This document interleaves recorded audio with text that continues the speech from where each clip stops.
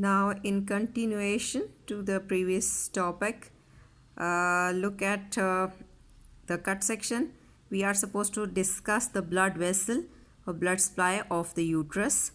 See, this is I've drawn a uterine artery coming from both sides. If I draw here also of the uterus, it has to enter from both sides of the uterus, then it will be giving rise to branches.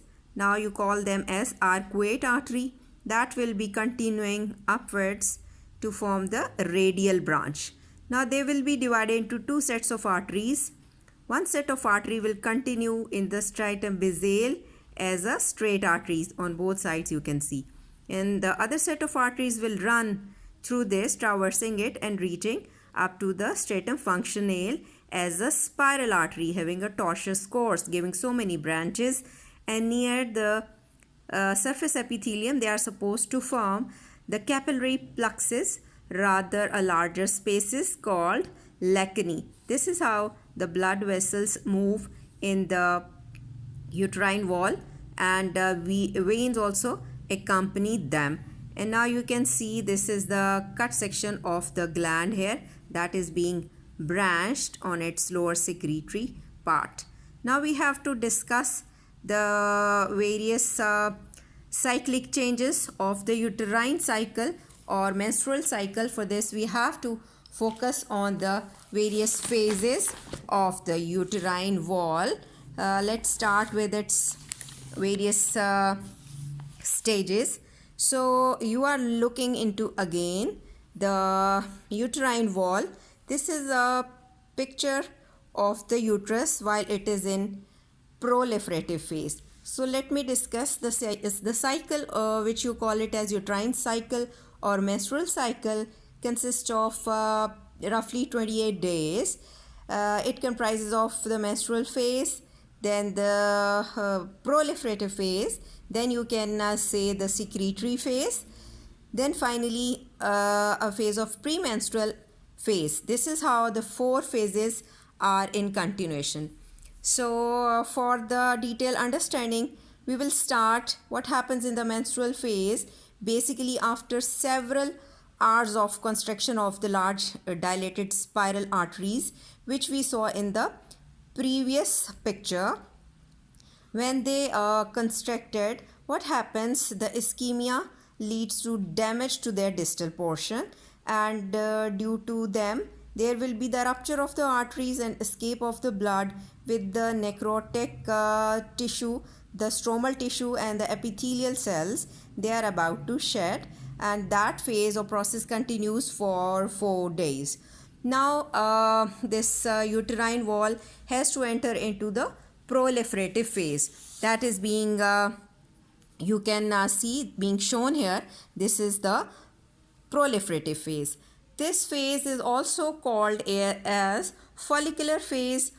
This phase is also known as the regenerative phase. Why we call it as regenerative? Because at the end of the bleeding phase, the epithelium or this endometrium that just remain as 0.5 millimeter in its thickness.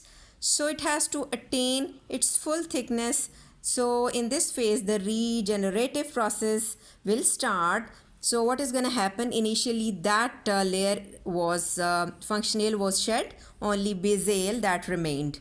And this basal part of the uterine gland and the proximal part of various spiral arteries, they are supposed to regenerate under the influence of what? The estrogen, if you can recall, that was being secreted by the growing follicles, and those growing follicles were under the control of the FSH secreted by the pituitary hormone, and that was being again checked by the hypothalamic gonadotropin releasing hormone. So this phase due to the involvement of ovarian follicle, or we can see that ovarian cycle also runs side by side, this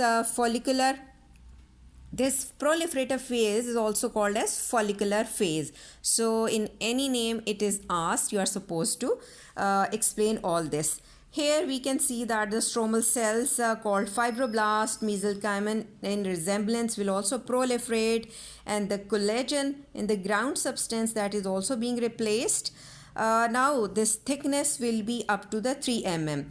It means that at the end of this proliferative phase that lasts for 8 to 10 days, the thickness of endometrium is up to 3 mm.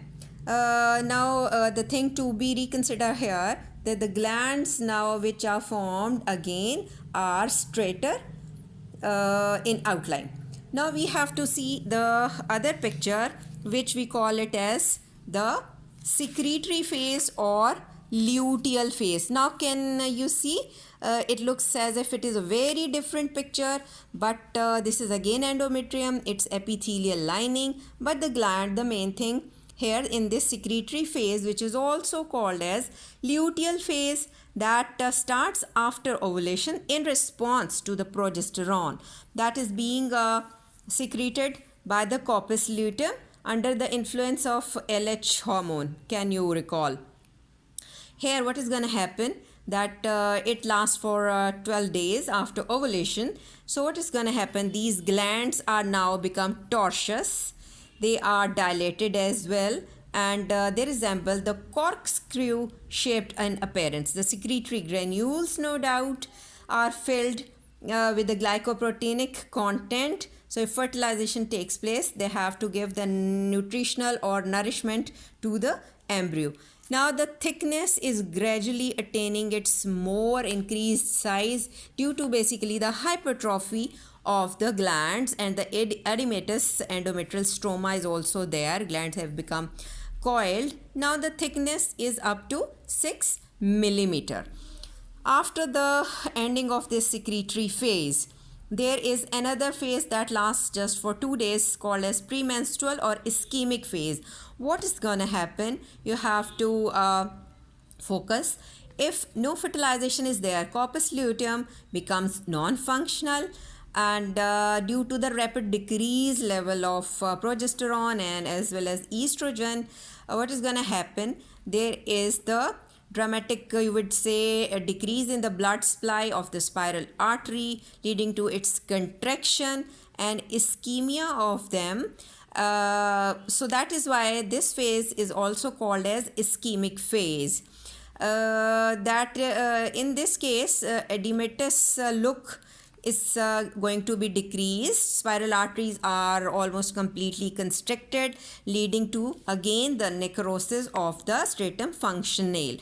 Then the cycle repeats itself. Now we have to focus on a diagram just to make clear about that. That was the ovarian cycle I sent the picture, which was represented here by the gonadotropic level. This red line is showing the FSH level, and the green line is showing the LH, and this peak is due to the LH surge. And in the ovarian cycle, you can see the follicular growth in its follicular phase, the ovulation, and then the luteal phase. And now this below diagram, you can see various uterine cycle or menstrual phases, in which this phase is the first. Next comes the proliferative phase, then comes the secretory phase, in which you can see the height of the endometrium and the glands, they are attaining its level. So kindly read it properly so that you get the clear concept.